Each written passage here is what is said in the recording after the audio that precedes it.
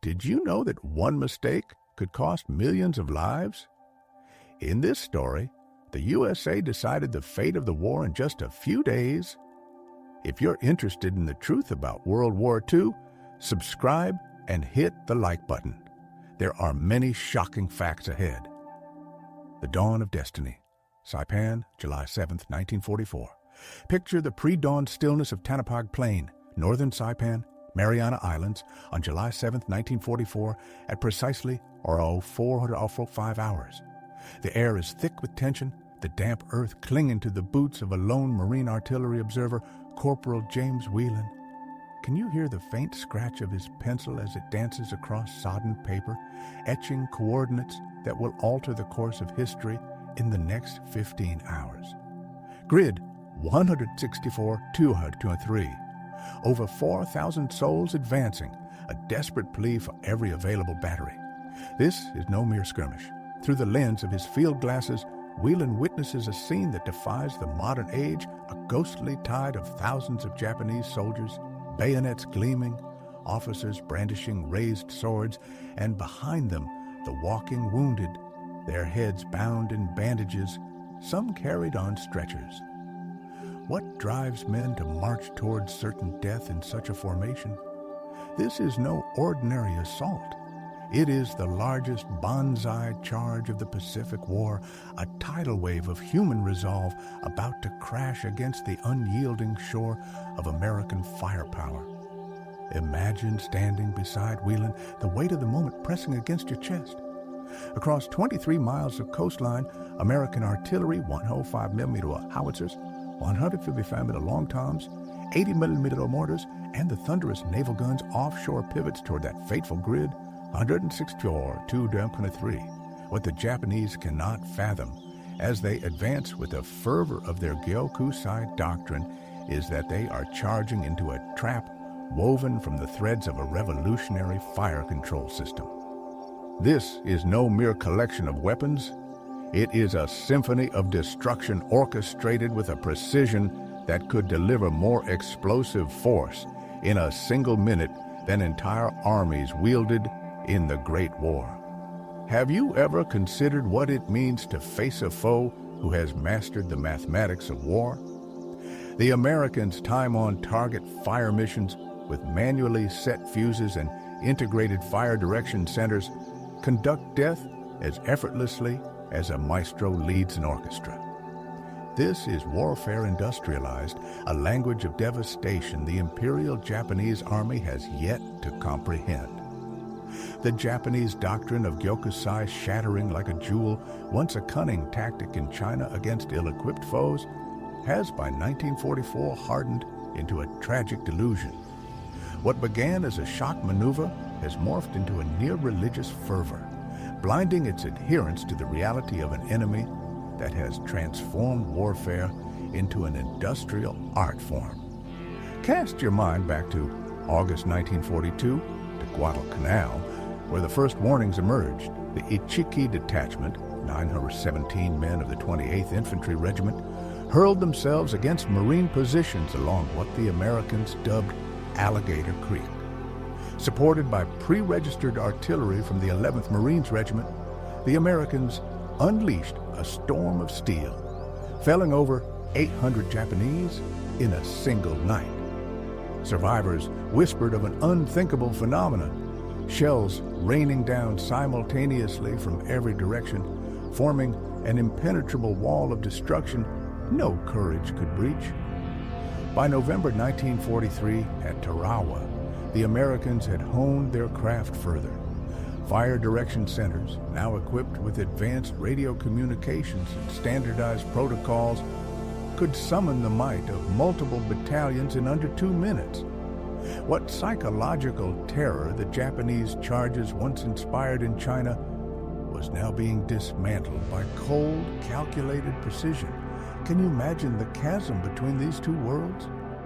On one side, a warrior mythology, where Japanese artillery still relied on direct observation and fragmented battery fire. On the other, an American system so advanced it would have seemed like science fiction to military minds of the previous decade. This was not merely a clash of technology, but a collision of era's industrial might against the fading echo of samurai spirit. What would you feel standing on that plane, knowing the mathematics of war were about to rewrite history in fire and steel? The American Fire Direction Center, perfected by 1944, was a marvel of applied mathematics. Artillery officers used graphical firing tables, slide rules, and plotting boards to calculate firing solutions that accounted for air temperature, wind speed, barrel wear, powder temperature, and the rotation of the earth. A trained FDC crew could compute a fire mission for multiple batteries in under 60 seconds. Major David Little, commander of the 3rd Battalion, 10th Marines on Saipan, described the system in official reports. We had forward observers with every infantry company, connected by radio and wire to our FDC. When they called for fire, we plotted the target on our firing chart, calculated the data for each battery based on their position, and transmitted firing commands. Within 90 seconds of the call, rounds were in the air from multiple batteries, all timed to impact simultaneously. The Japanese had nothing comparable. Their artillery doctrine, based on French World War I methods, emphasized direct fire and individual battery action. Communication relied on runners and signal flags. Their forward observers, when they existed at all, had no radios. A Japanese artillery battery might take 15 minutes to engage a target that American gunners could hit in 90 seconds. By July 6, 1944, the Japanese situation on Saipan was hopeless. Lieutenant General Yoshitsugu Saito's forces had been pushed into a pocket in northern Saipan, compressed into an area barely 3 miles wide. Of the original 32,000 Japanese soldiers and sailors on the island, fewer than 5,000 remained combat effective. American forces, the 2nd and 4th Marine Divisions, and the 27th Infantry Division had them surrounded on 3 sides with the ocean at their backs. In his final order, discovered on his body after the battle, General Saito wrote, "Whether we attack or whether we stay where we are, there is only death. However, in death there is life. We must utilize this opportunity to exalt true Japanese manhood. I will advance with those who remain to deliver another blow to the American devils." The Japanese spent July 6th preparing for Gyokusai. Every able-bodied soldier, sailor, and Marine was organized into assault units. The walking wounded were placed in follow-up waves. Civilian Japanese, including women and teenagers, were given bamboo spears and told to follow the soldiers. Those too wounded to walk were given grenades and told to wait for American troops to pass, then detonate themselves. The Americans knew something was coming. Intelligence officer Major James Cogswell had intercepted fragmentary Japanese communications suggesting a final attack. More tellingly, Japanese artillery had gone silent, suggesting they were saving ammunition for a final barrage. Forward observers reported unusual movement in Japanese lines after dark.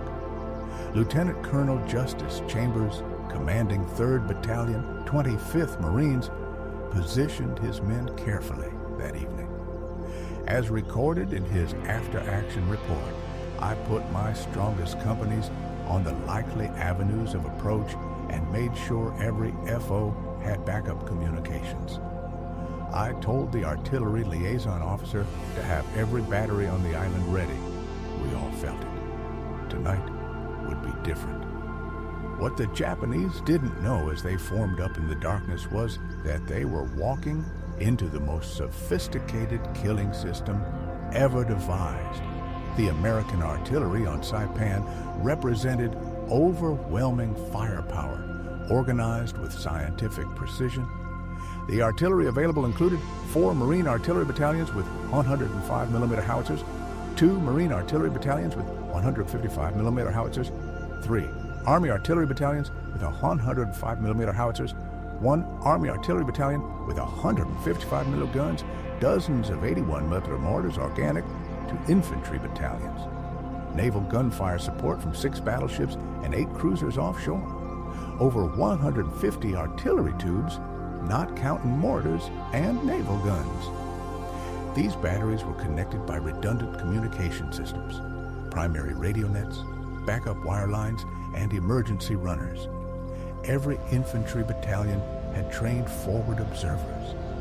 Every battery had surveyed its position to within inches. Every gun had registered on pre-planned targets. The entire system could mass fire on a single target or engage multiple targets simultaneously. Colonel Louis Metzger, commanding the 10th Marine Artillery Regiment, had spent 3 weeks perfecting the fire plan. His operations officer, Major Thomas Warnham, had divided the island into numbered squares on a master grid map. Each battery had pre-calculated firing data for every square in their sector. When a forward observer called for fire on grid 164, 2, and 3, every battery already knew the range and deflection. The storm breaks. Saipan's final charge, July 7, 1944. Close your eyes and transport yourself to Tanapag Plain, Saipan, at exactly 0445 hours on July 7, 1944. Can you hear it? The chilling roar of Banzai, Banzai, Banzai, rising from 4,000 throats, echoing off the valley walls like a spectral chorus. This is no ordinary assault. It's the largest Banzai charge of the Pacific War, as chronicled by the National World War II Museum from Marine Corps records. Picture the Japanese forces, remnants of the 136th Infantry Regiment, 43rd Division, mingled with naval personnel from the shattered Saipan Naval Base and aviation mechanics clutching rifles they barely know how to fire. Behind them, the wounded limp forward on crutches, their faces set with a resolve to die with honor. They surged through the valley, aiming for a 500-yard gap between the 1st and 2nd Battalions of the 105th Infantry Regiment, 27th Infantry Division. What must it feel like to march into such a crucible, driven by unyielding spirit against an invisible storm? High on a ridge, Corporal James Whelan crouches in his observation post, his radio crackling with urgency. Fire mission, grid 164-203, enemy infantry in the open, regiment strength, moving south. Request immediate suppression. Can you imagine the weight of those words? Within seconds, the 10th Marines Fire Direction Center responds, Roger, grid 164-203, time on target, all available batteries, splash in 90 seconds. Inside the FDC, a ballet of precision unfolds. Officers plot the target on a master chart, measuring distances with surgical accuracy, factoring in weather, and synchronizing every battery for a singular, devastating strike. This is the genius of American artillery in 1944, time-on-target missions, where shells from distant batteries converge in an instant, offering no warning, no escape. Batteries farther out fire first, those closer wait, ensuring every round lands as one. At 0447, the sky above the Japanese ignites. 12 artillery battalions joined by naval gunfire unleash a tempest. The Marine Corps history recording a cataclysmic barrage that tears through the densely packed Japanese ranks.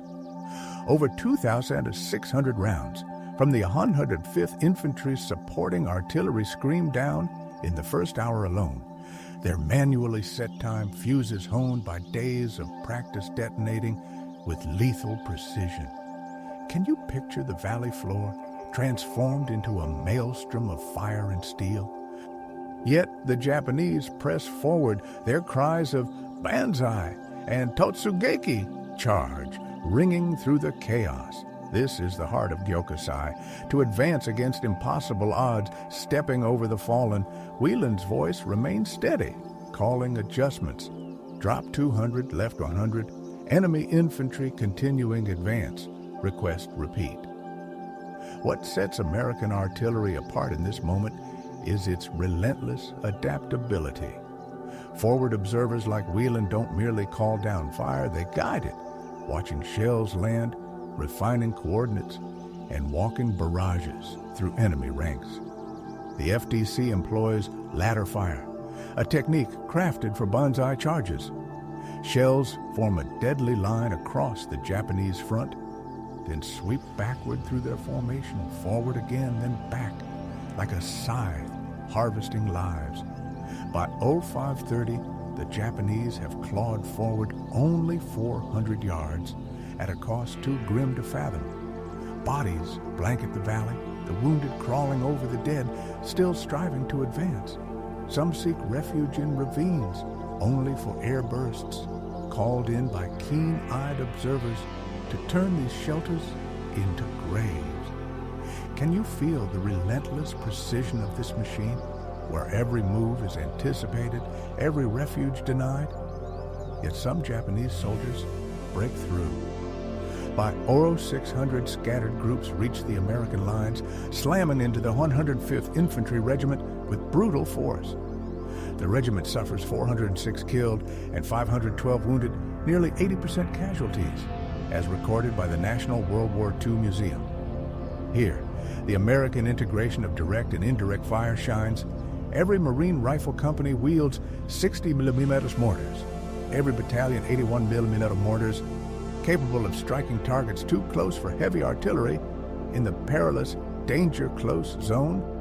At 0615, a desperate group of 600 Japanese overruns artillery positions of the 3rd Battalion, 10th Marines.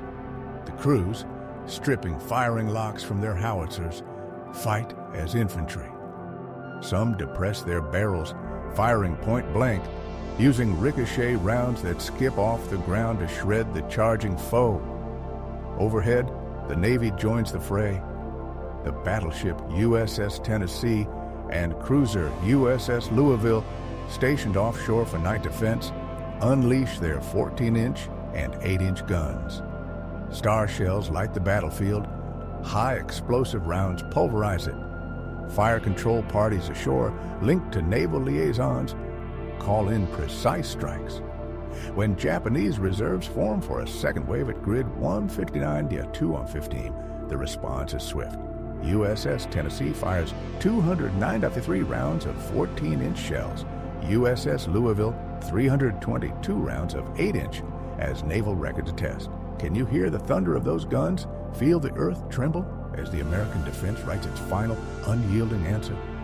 The Reckoning, Saipan's dawn of devastation, July 7, 1944. Step into the chaos of Tanapag Plain at Ozo 7:30 hours on July 7, 1944, where the once mighty Banzai charge has crumbled into desperate fragments. Can you see them?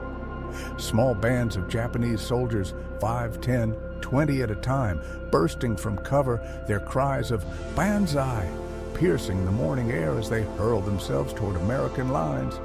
The grand human wave, meticulously planned, lies shattered, torn apart by the relentless precision of American firepower.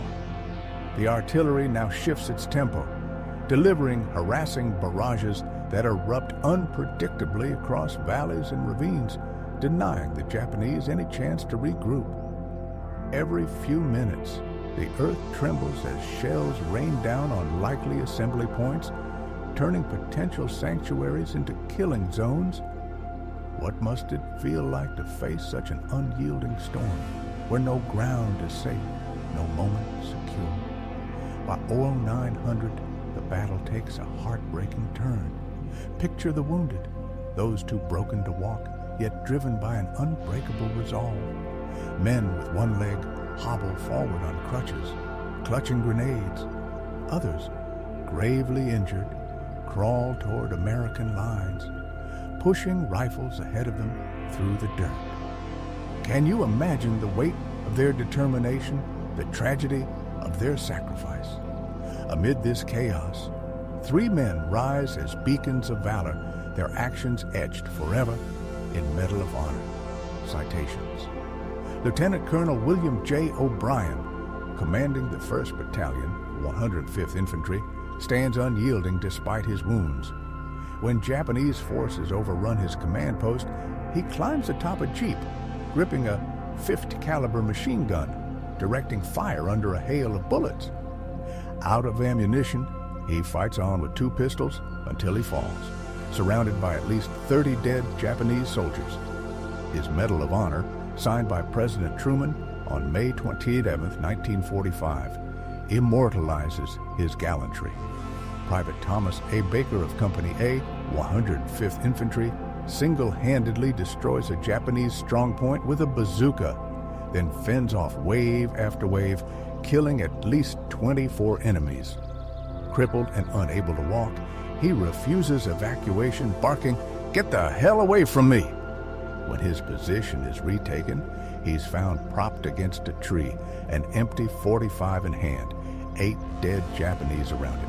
His Medal of Honor is awarded posthumously on May 9, 1945. Captain Benjamin L. Salomon, battalion surgeon for the 2nd Battalion, 105th Infantry, tends the wounded when Japanese soldiers storm his aid station. He guns down 4 with his rifle, then mans a machine gun to cover the evacuation of his patients. His body, found slumped over the weapon, is surrounded by 98 dead enemies, bearing 76 bullet wounds and 24 bayonet stabs. His Medal of Honor, delayed by Geneva Convention debates, is finally approved on May 1, 2002. What drives such men to face death so fiercely? As daylight floods Saipan at 1,000 hours, the full scale of the slaughter emerges. Official counts record 4,311 Japanese dead from the charge, a grim testament to the battle's ferocity. The 105th Infantry Regiment, devastated, suffers roughly 1,000 killed and wounded, its fighting strength all but extinguished. The numbers tell a stark story. 12,000 artillery rounds fired over 15 hours, orchestrated by 18 artillery battalions and naval gunfire, each strike a note in a symphony of destruction. Lieutenant Colonel Lewis Walt, surveying the aftermath, writes in his report, "The enemy attacked with great courage, but without modern tactical sense. Our fire support system performed flawlessly.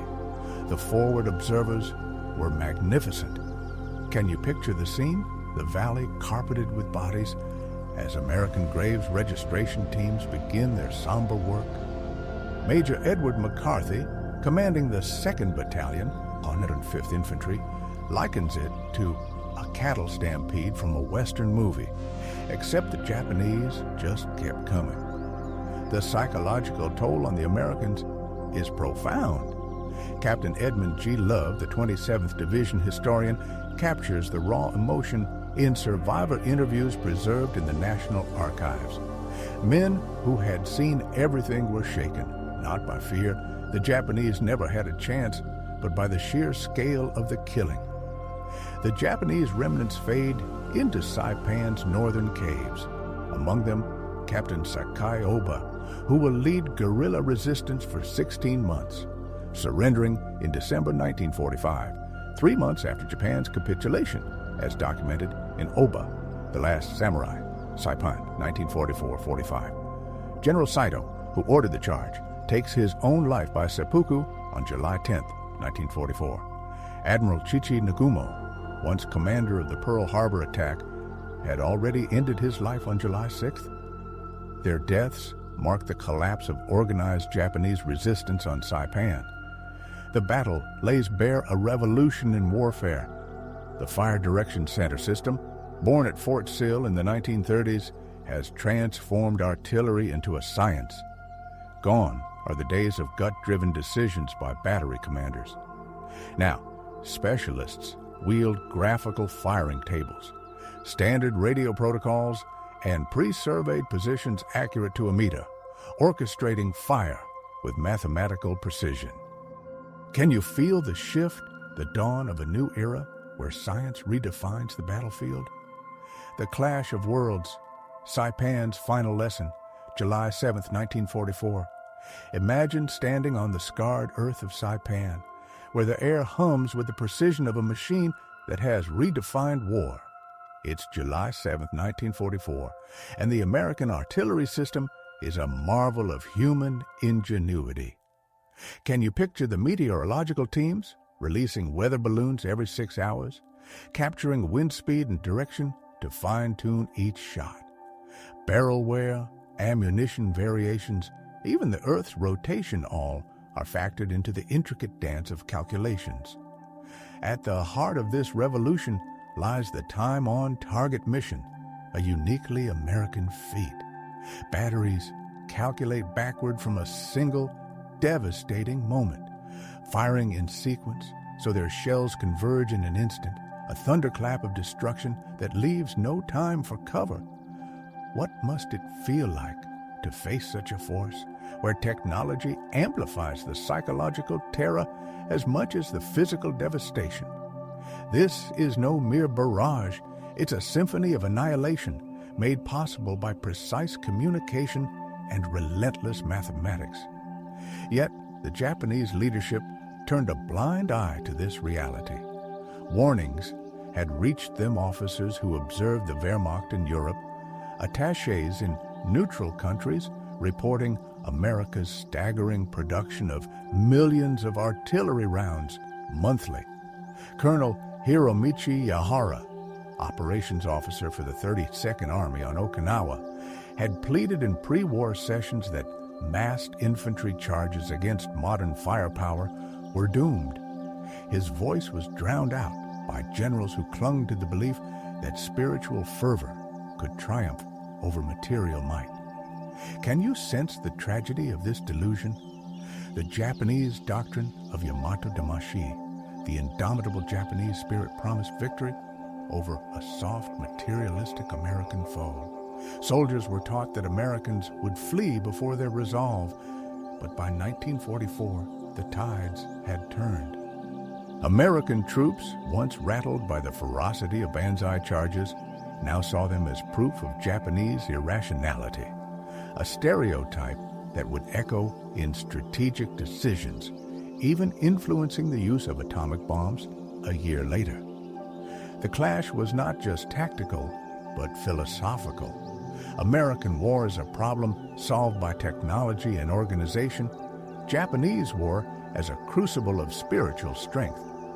When these worlds collided, technology reigned supreme. The Saipan Banzai charge marked the pinnacle of 2 years of American evolution. Cast your mind back to Guadalcanal, August 1942, when Japanese night attacks caught Americans off guard with their ferocity. After-action reports urged better night defenses. By New Georgia, July 1943, coordinated fire shattered most charges, with units backed by registered artillery suffering minimal losses. At Tarawa, November 1943, time-on-target missions proved devastating against massed troops, prompting calls for all forward observers to master the technique. By Saipan, July 1944, the system was flawless. The Banzai charge was obliterated, with no changes to doctrine needed. American troops, once unnerved by screaming bayonet charges, now saw them as opportunities for destruction.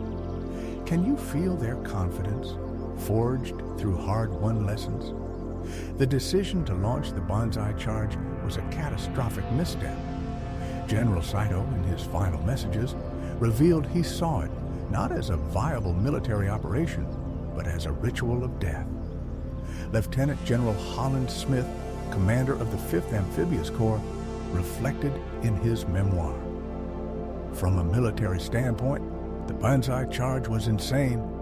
The Japanese held strong defensive positions in Saipan's caves and ravines, where a fighting withdrawal could have bled the Americans dry. Instead, they charged into open ground, where American firepower was absolute. Why choose such a path?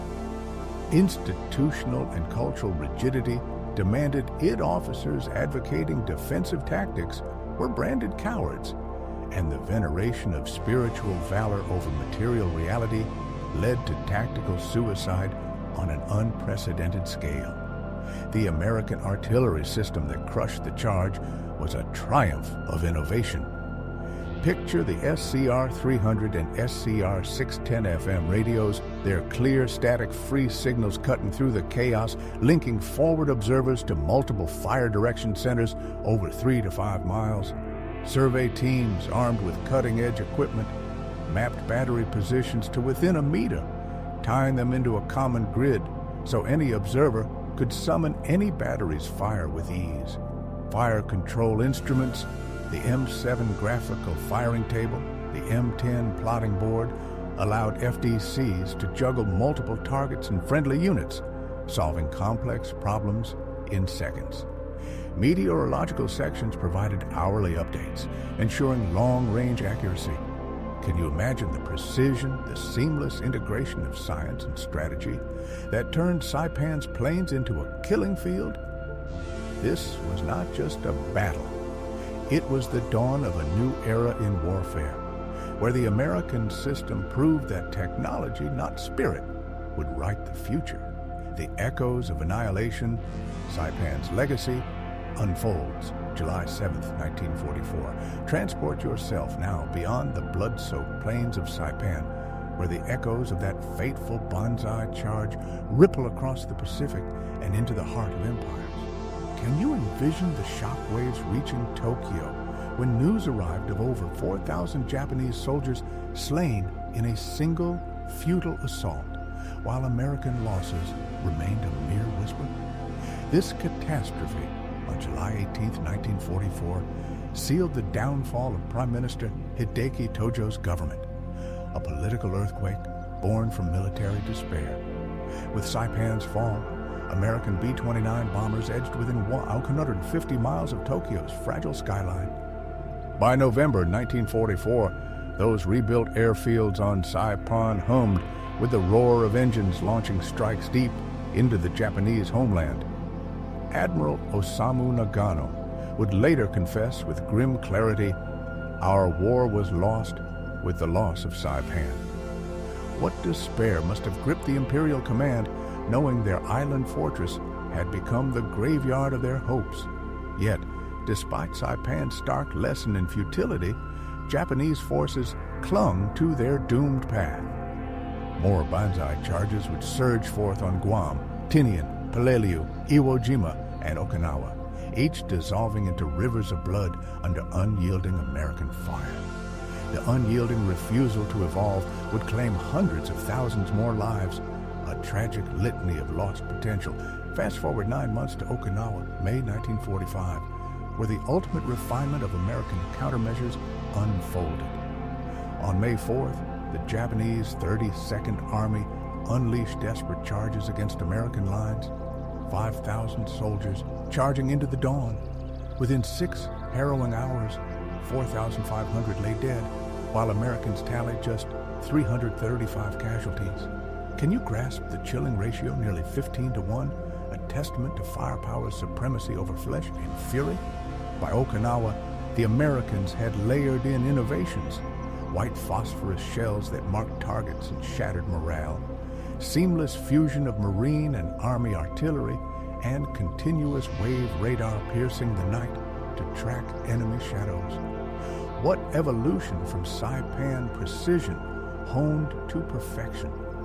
This relentless efficiency in pulverizing Banzai charges stirred deep unease about the soul of modern war. The industrial-scale slaughter of courageous yet misled warriors, militarily essential, haunted many Americans who pulled the triggers. Lieutenant Colonel Justice Chambers, whose battalion stood firm against the tide, confided in his personal papers, "There is no glory in what we did. We killed thousands of brave men who never had a chance. Yes, they were trying to kill us. Yes, it was necessary. But turning artillery into an assembly line of death is not war as our fathers knew it. Can you feel the moral weight, the one-sided carnage enabled by technological and organizational might, rendering raw courage obsolete against orchestrated devastation? This was warfare reborn.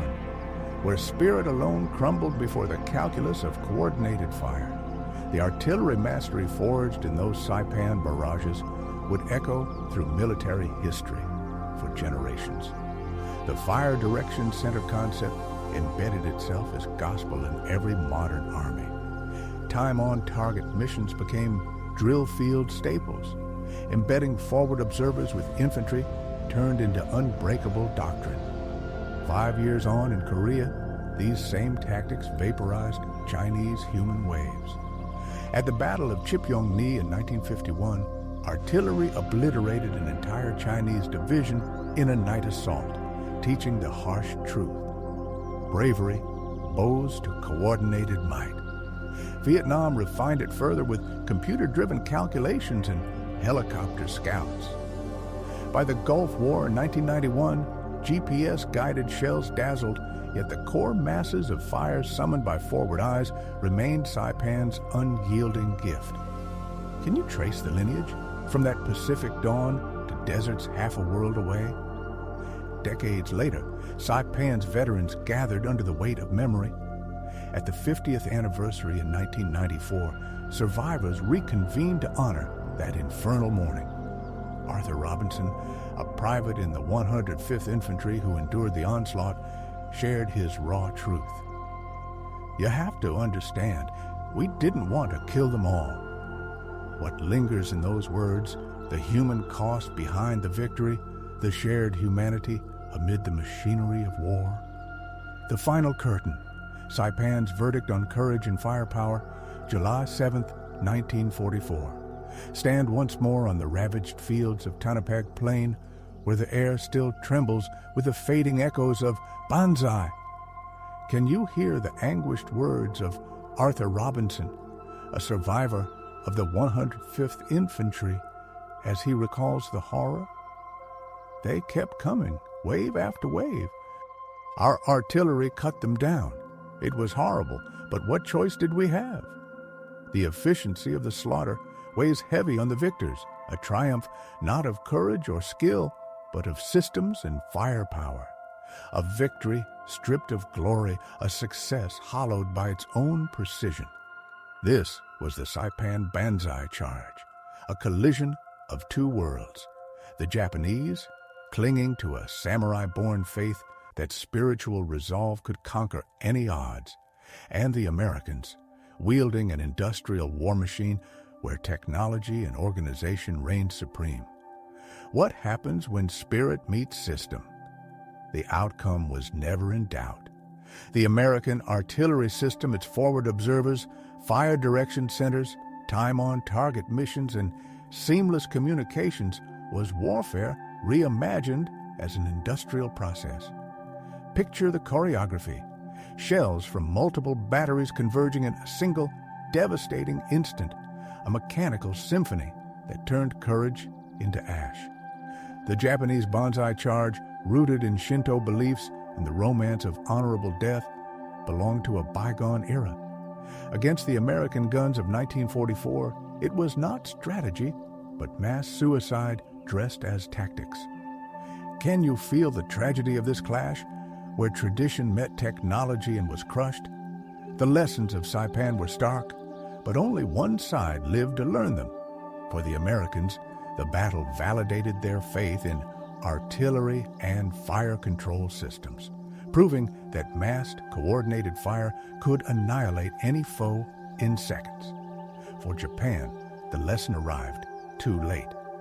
Some officers, like Captain Sakai Oba, who survived by evading the charge and waging guerrilla warfare, saw the truth.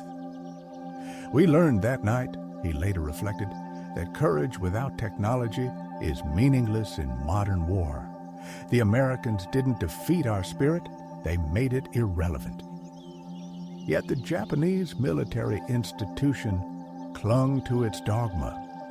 While generals like Tadamichi Kuribayashi on Iwo Jima and Mitsuru Ushijima on Okinawa later opted for defensive strategies, maximizing American losses, the Banzai charge was never formally abandoned, a fatal flaw etched in blood.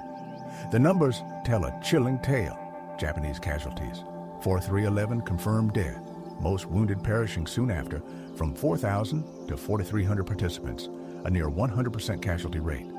American losses: 406 killed and 512 wounded in the 1st and 2nd Battalions, 105th Infantry, 127 casualties in the 3rd Battalion, 10th Marines, roughly 1,000 total, a 40% rate for engaged units. Ammunition expended: over 12,000 artillery rounds, thousands of mortar shells, and 615 major caliber naval shells. The cost? Approximately 3 artillery rounds per Japanese life. Can you grasp the cold mathematics of industrialized war, where firepower multiplied by coordination equals victory? Saipan raises questions that echo through time. Is there a place for courage in a world of mechanized slaughter? Can technology erase the human element from war? Does the efficiency of killing diminish the humanity of those who wield it? Modern American doctrine, shaped by Saipan's crucible, prioritizes overwhelming firepower to minimize friendly losses, even at the cost of massive enemy casualties. It's effective, but what moral shadows does it cast? The Banzai charge marked the end of an era. Never again would armies hurl massed infantry against modern firepower, expecting anything but obliteration. The romance of the charge cavalry with sabers, infantry with bayonets, died under American guns on Tannapag Plain. What rose from the carnage was a new truth. Victory belongs not to the bravest, but to those with the best systems, fire control, communications, logistics. The 43-11 Japanese soldiers who charged on July 7, 1944, embodied extraordinary courage, yet their commanders, blinded by ideology, fed them into a mechanical abyss. Their deaths achieved nothing but a grim lesson. In modern war, courage alone is futile. The American artillery system that destroyed them was the future coordinated, calculated, crushingly efficient. The Banzai charge was not just obliterated, its very idea was erased, exposed as a romantic relic in an age of industrial slaughter. In Saipan's Valley of Death, courage met coordination, spirit met system, tradition met technology. Technology won, as it always does.